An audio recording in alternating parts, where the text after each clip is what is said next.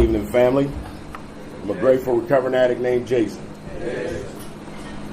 Thank you, Phil, for giving me the opportunity to come here and share. I'm out in the Williamsport area, originally from McKeesport, and so I was glad to come back, and then I can visit my family too. NA all by itself. This is what NA has given me: help, vision, sensitivity, clarity, a message, desire, introduction to myself, spirituality, the ability to be a good father, a good husband. It's given me awareness. It's given me a new way to live. It gave me a 30-day key tag. It gave me freedom to be me. And y'all killed all my excuses. When I came in the door, I had a whole bunch of excuses as to why I was who I was. And in my mind, I could justify them. But if you ask me what was wrong with me, I'd tell you nothing. But everything about me was telling you that something was wrong. I was screaming out for help. Then when I got help, I didn't know how to receive it, or I didn't want it because I didn't want to change. So I followed the instructions. I did the 90 and 90. I got the sponsor. Did the service work. I did what they told me to do. Because if the drug dealer told me to pound on this door 3 times, do 12 jumping jacks, 3 push-ups, do 5 sit-ups, pound on the door 4 times, and I'll open it up for you, I would have followed every one of those instructions. But I can't follow instructions to get my life together, to do the right thing. I didn't buck the system, but I've seen a lot of people buck the system. The other thing is, Narcotics Anonymous, trust me when I tell you, people that run from Narcotics Anonymous is because they heard something in that circle that they can identify with. They wasn't either ready to deal with it, they wasn't ready to be accountable to it, and we made them afraid with the hope that even though I went through that, I didn't pick up and I'm still clean. I'm glad y'all gave me that. My reservation when I left the last treatment center, was that if my wife died of cancer, I'd probably be getting high. I didn't miss a day for 3 years. Every day I went to meetings. I went to counseling. I did the service work, the volunteering. And when my wife passed away, that wasn't even a thought process. Where it changed in that, I don't even know. All I did was show up like y'all told me to. I didn't know what was going on inside of me. Man, I just kept coming. I like to hear everything when I'm in a meeting, because I never know when I could use something down the line. I'm also in this circle because it's about my life. I'm selfish about my recovery. It's all about me. Because in the midnight hour, ain't none of y'all there. What kind of decision am I going to make in the midnight hour if I don't have a foundation of recovery?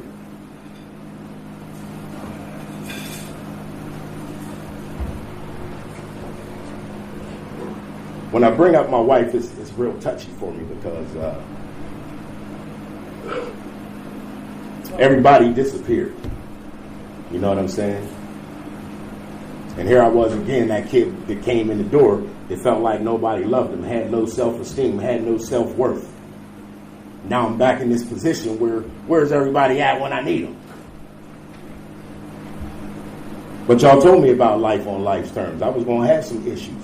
I was going to have some problems. What was I going to do in the midnight hour?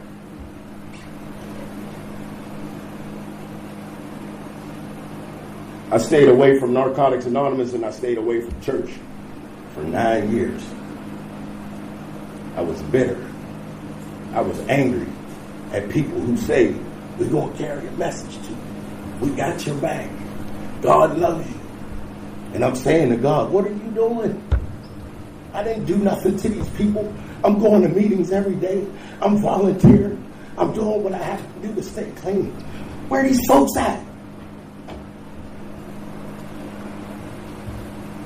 9 years I struggled with bitterness, but now, as a single father with 3 kids, a nephew, a demanding job, I stayed clean. And I raised 2 other nephews. But Narcotics Anonymous gave me a foundation that I can stay clean no matter what. No matter who's there or no matter who's not there. My program is selfish. It's all about me all the time. I had to become selfish in order to become selfless. It was part of my process. The thing I like about this is everybody's story is different. We can talk about the same subject, but bring a different form of hope. That's why I come.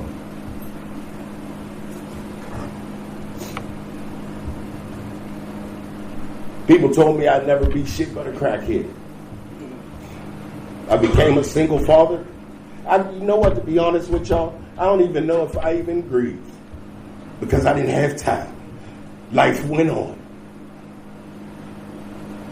I just did what y'all told me to do. Don't pick up. I had a clear state of mind that I could take care of my children because they needed me. If I got high, then they don't have me no more. If they don't have me, then I don't have them.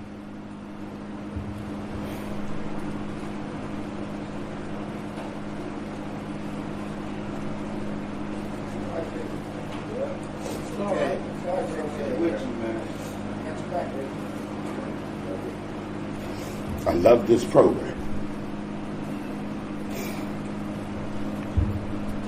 I never thought that I could stay clean. In August, we celebrated 20 years.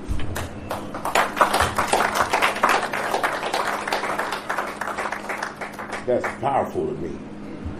That's powerful. You know, and I learned through those 9 years not to judge people. Because I have no clue what you fight with on your pillow. I have no idea. My job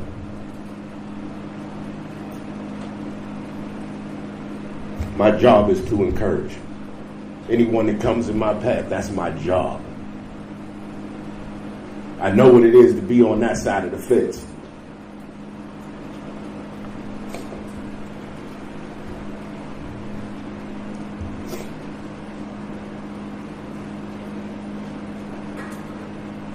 The same guy who left his daughters in a crack house at 4 and 6 years old.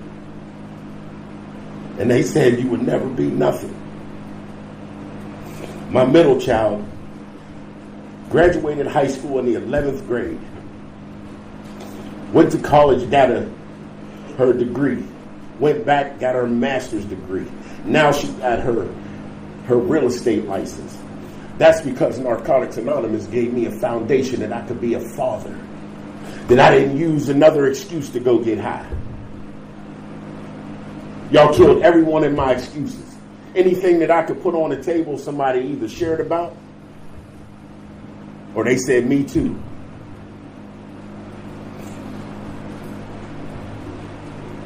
In that 9-year process, though.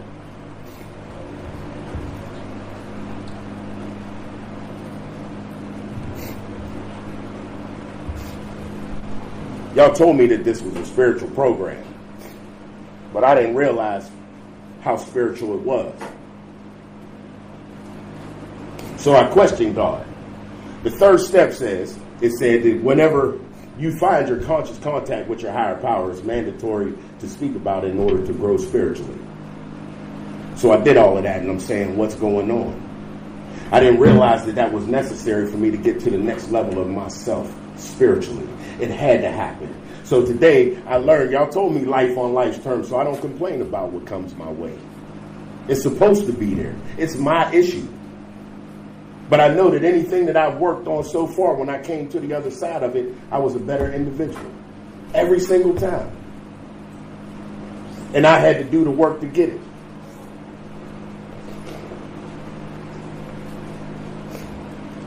When I came back,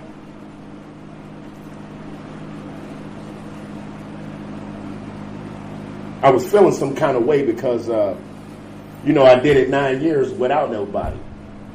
My kids. I didn't have a sponsor. I didn't have a support group. Wasn't nobody calling on the phone. So when I came back for the newcomers so I can give a little bit of message. But I also needed some guidance too. But I didn't want to do that. I'm still a sensitive individual. So I asked the dude to sponsor me, right? He took like 3 weeks to call me back. And I'm feeling some kind of way. I'm like, man, F this month. I don't need none of y'all. I'm just going to show up and do what I got to do for me. Then when he called me back and he said that he would, I had a backup anyway, but I said, I told him that I appreciated that because attraction rather than promotion. I watched this man. I watched his recovery. It was attractive to me. It was like, I want that thing. And he's been powerful in my life, because I'm still a very private individual. I don't give things to everybody, so I can share some things that I can get naked with, and I always had a hard time with that, telling the truth about me or what I was struggling with or what I was dealing with. But I heard some people share some things in here, man, that made me question, like, why would I be afraid to share stuff when I heard women say some things that they've done, and I heard men share some things that they've done, and they say it just as easy as, hey, can I get a glass of water? Like that easy, they share stuff like that I would want to take to my grave. But I got my freedom because I heard an individual share something like that, and I said, I want that. And if you want what we have to offer and willing to do what you got to do to get it, that's exactly what I did. I followed that same exact thing. And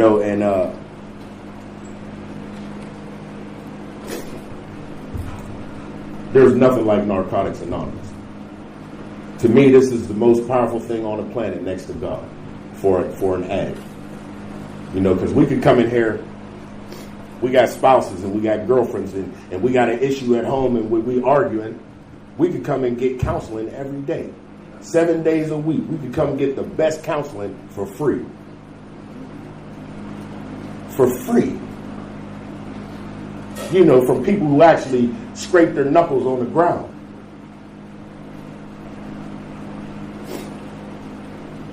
I just know that I can get my freedom quicker in my circle than I can anywhere else. And again, it was hard for me to come back because I felt like, hey, I've been doing it. But I needed a change. And I didn't really put the effort in the beginning with the step work. I did what y'all told me to do, and I didn't pick up, and I stayed clean. Like Marcus was saying, being here 20 years and didn't put in certain kind of work. But it has definitely paid off for me spiritually because I see everything in a spiritual level today. I don't complain about nothing. If it's mine, it's mine. I deal with it. I used to be that guy when a situation came. I'd be on the phone. I complain to you for 3 days in a row. Look, my daughter did that, called me, had a problem. I gave her directions. She called me the next day with the same stuff. She called me the third day. I say, I'm not your guy. Don't call me no more with that. I gave you instructions what to do. If you don't want to follow it, that's on you. Right? I understand for me today, whatever happens to me, through me, for me, about me, or around me is supposed to be. It's supposed to happen. So I'm going to embrace it. We say we surrender to it. When we surrender, the fight is over. The struggle's over. It might still exist, but that's what the serenity prayer is. Grant me the serenity to accept what I cannot change. Pause. Sometimes we just regurgitate it and we just chant it. But the first part is crucial. If I can't get past this situation, or if I don't have the spiritual ability at that moment to get past it, then I need to give it to the God that I understand with faith that it's going to change, which every single time my issues change. Because ain't none of them still the same. They have to change.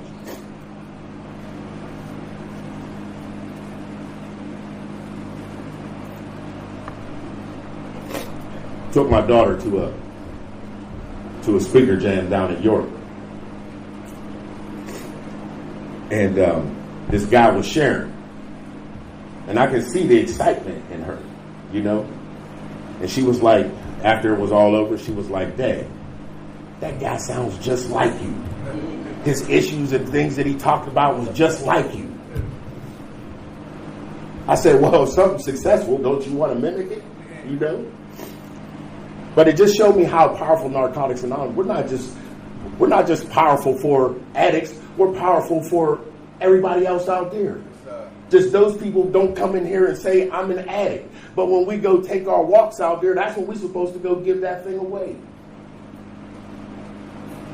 I learned that I have to give away what I can't keep to gain what I can't lose. I can't lose the fact that when I go give somebody some encouragement and they tell me, thank you, I needed to hear that today. I used to be so selfish, man, I could give 2 flips about what your day's about.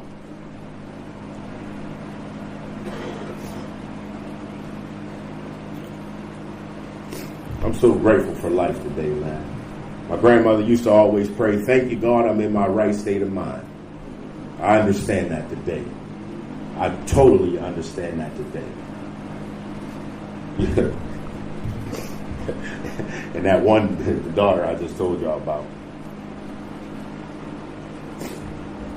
And this doesn't stay here, man. It affects our family as well. Because they watch us, they hear us, they watch how we go through things, they watch how we respond to things. So my daughter's going through some situations in school.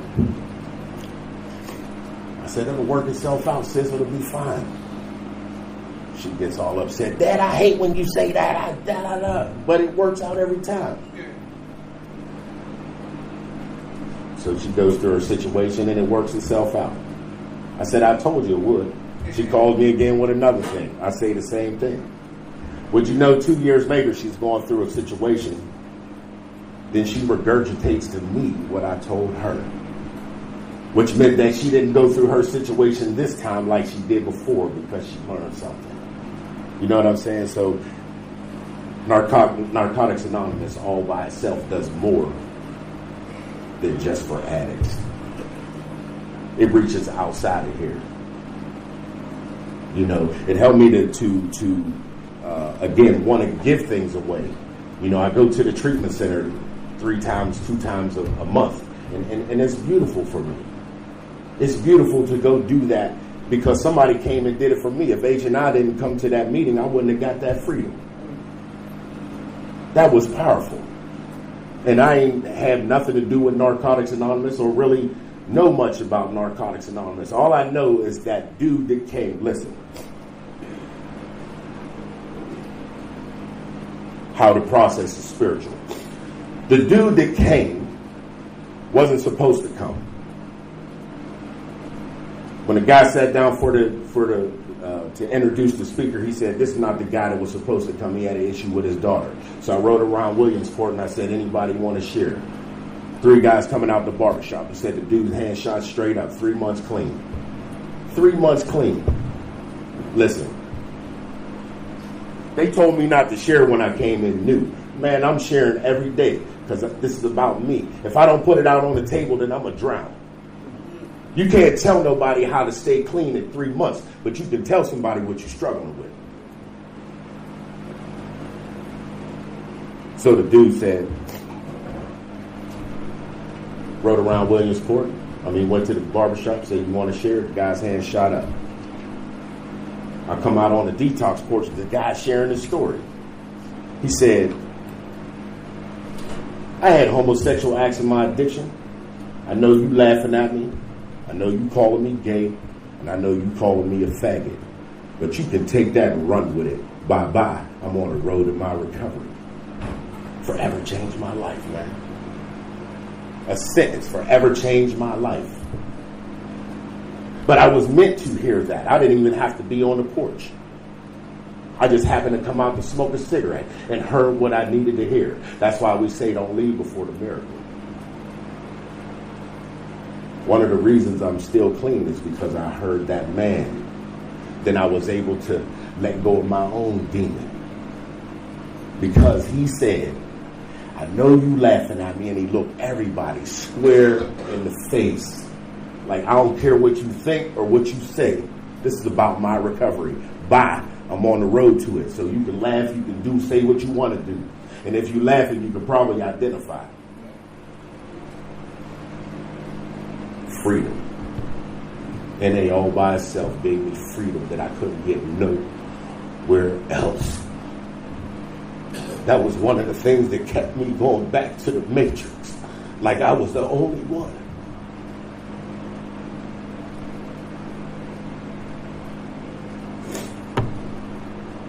One of the main reasons why I came back, because it helped me to get that freedom.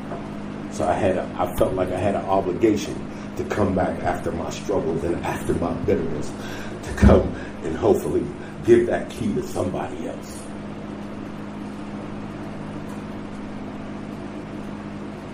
Because I know I have to give it away. So NA all by itself is a powerful vessel. If you're new, keep coming back. Get around the right people. Put your stuff out there. Get a sponsor. Get some help. This process works. And there's tens of millions of us that can attest to that. The last thing I'm going to share is my daughter, my oldest daughter, is going through this process now.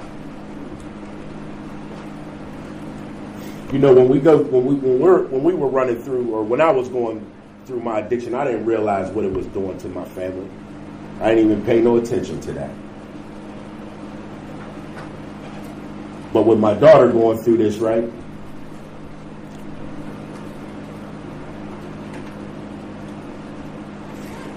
I'm looking at how crazy I sounded. I'm looking at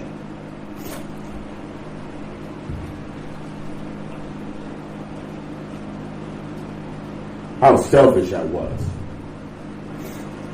I let her come and stay with me, right? And she was doing okay, going to meetings and going to work and doing her thing. And finally, she fell off the wagon. So I'm like, you can't stay here, man.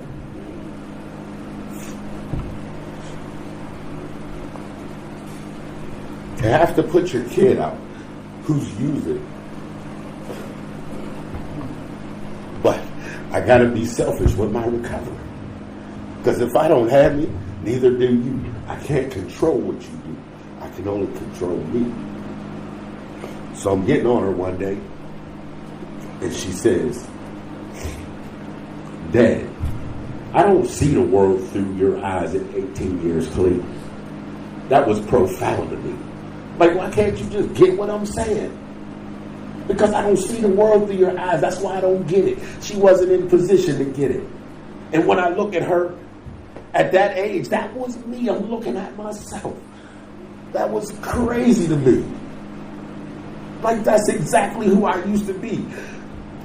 The lesson was, I don't see the world through your eyes, so I get that.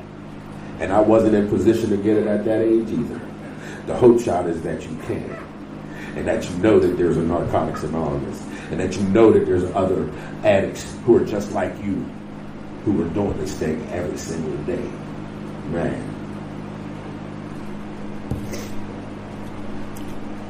And, you know, she watched me after my wife died. My kids watched me. They made sure I was okay. You know. So she's still struggling. And all I can do is surrender to it. And allow God to do his work just like he did in me. You know what I mean? Because I do believe that. I do believe in that. The problem is now she has a child. And it's so ironic that with her erratic behavior, this baby is so peaceful, so happy. It's crazy. It's crazy. But I'm hoping that she can get it, you know, for herself and, you know, for her child. The hope shot is when I look at her, I say, you can change eventually. You know what I mean? If you do what you have to do. So Narcotics Anonymous, all by itself, has helped me to be the man that I've become today. Now, obviously, I'm still growing, but I love who I am today, man. Truly. Like, I fell in love. I met myself in Narcotics Anonymous. I dated myself in Narcotics Anonymous, and I fell in love with myself in Narcotics Anonymous. And I know plenty of times I walked around like, yeah, I love me, but my actions wasn't showing that. A lot of talk. But today, I love me. And that guy that was searching for that love from all that people, I love me enough for you today. So even if you don't, it's okay. I'll be all right. And I ain't picking up a drug for nothing. Absolutely nothing. And I thought it was the end of the world when my wife died, but that was the beginning of my spirituality. Thanks for letting me share.